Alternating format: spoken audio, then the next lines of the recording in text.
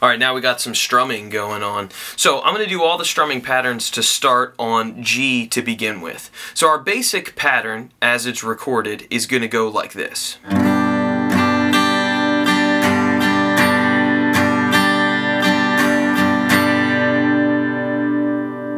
That's how it sounds on the recording.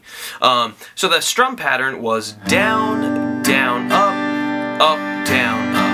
And then it just repeats. So down, down, up, down, down, up, down, up. So let's work on just the first part, kind of the very beginning. So the very first half of it is just down, down, up. So practice that a couple times. So down, down, up. Down, down, up. Now the back part of it is going to be up, down, up. Now it's really important that we put the downs and the ups in the right place inside the measure, or it's going to sound kind of lopsided or like something's broken. So eventually we're going to talk more about rhythm and why you want to put a down where you put it down and an up where you put it down. But at any rate, the first half of it was down, down, up, and then the back half is up, down, up. So what you want to do is just try to put the two of those together on their own a couple times. So down, down, up, down, up. 1, 2, 3, 4. Down, down, up, down, up. 1, 2, 3, 4. 2, 3, 4. Down, down, up, down, up. Now if you notice, my hand flows fairly freely. You don't want your hand to be really jerky when you're strumming. In other words, we don't want it to like stall on like maybe the first down and have to move really fast to come back around for that next one. You want to almost be thinking just down, up, down, up, down, up, down, up the whole time, like almost just keeping that nice and steady. And then when I'm calling out what I'm calling out, down or up, is when the pick happens to be hitting the strings. Also, another piece of advice here is try to kind of pitch the pick either sort of towards your face as you do a down strum or away from you as you do an up strum. In other words, we don't want this. You don't want to force the pick or keep the pick kind of rigid and force it through the strings. You don't want... It's going to sound bad if I hold the chord. You know, it just sort of, it just sounds bad, you know.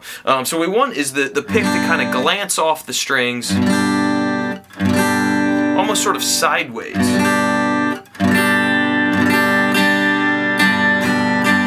know, let the pick kind of move slightly. Now I'm exaggerating it a little right now, but, you know, just for the sake of illustration, but...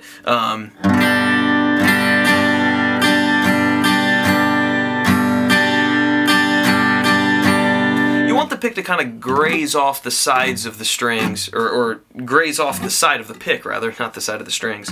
And then that'll help make it sound a little bit more natural. If you kind of keep the pick rigid, it's going to sound a little forced, and that will come across as bad. You know, we don't want that. You want...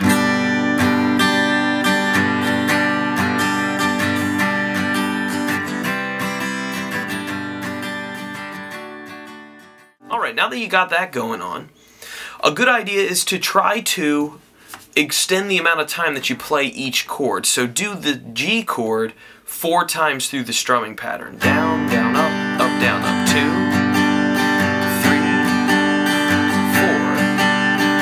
3, 4. Then switch to C. 2, 3,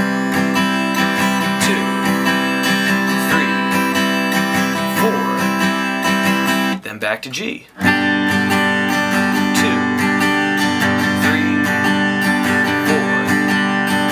And then D.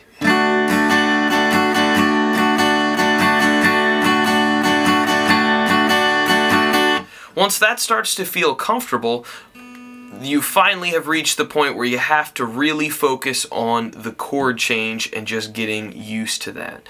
So the best way to do that is, unfortunately, to not stop strumming no matter what. Now this is where it's going to sound bad here and there, and that's okay. That's just part of the process.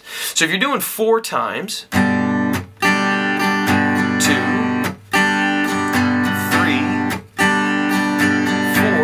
you want to keep the strumming going as you head to the C chord. Now if that means when you do the switch it sounds like this,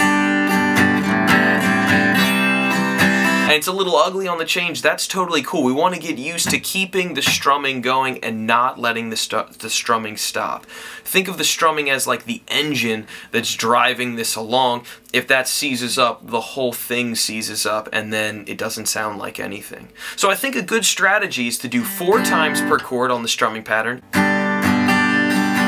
and then do the switch. Or, once that starts to feel comfortable, then try 2 times on the strumming and then switch. 2. Then to C. 1. 2. And back to G. 2. To D. 1. 2. And back again. G. 2. To C. 2. And back. Down, up, down, up, down, down, up, down, up, C. Once you've done all of that, you're finally ready to do 1 time through the pattern per chord. So down, down, up, down, up, C. And that's the way the song is recorded.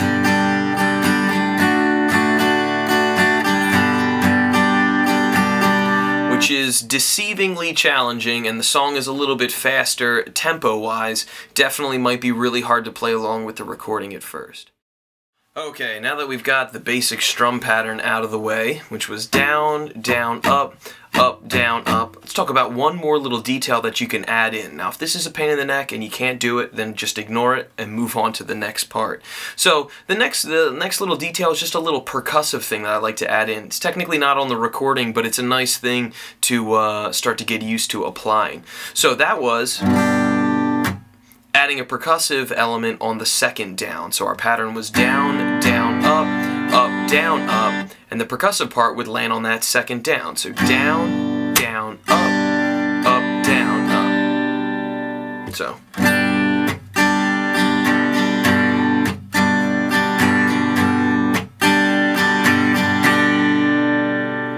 That could be a really cool thing to add percussive elements to a strum pattern so that it doesn't end up just a wash of notes over and over and over again.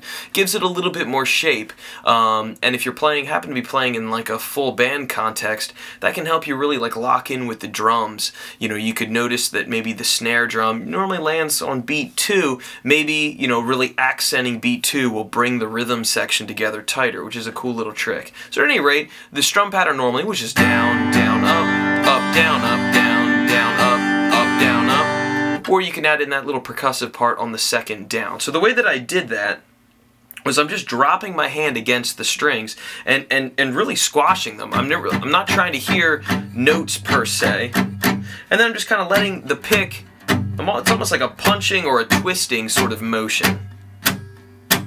And it really should just sound like that. We're not really going, this is one of those things where it shouldn't really sound good except for in context. You know, on its own it sounds a little ugly maybe. So it was down. You want to try to avoid going like down, another strum, and then putting your hand down. We want the mute and the strum to be simultaneous. Just like that. And I'm really kind of digging especially into the 6th, 5th, and 4th strings for that mute. So it was.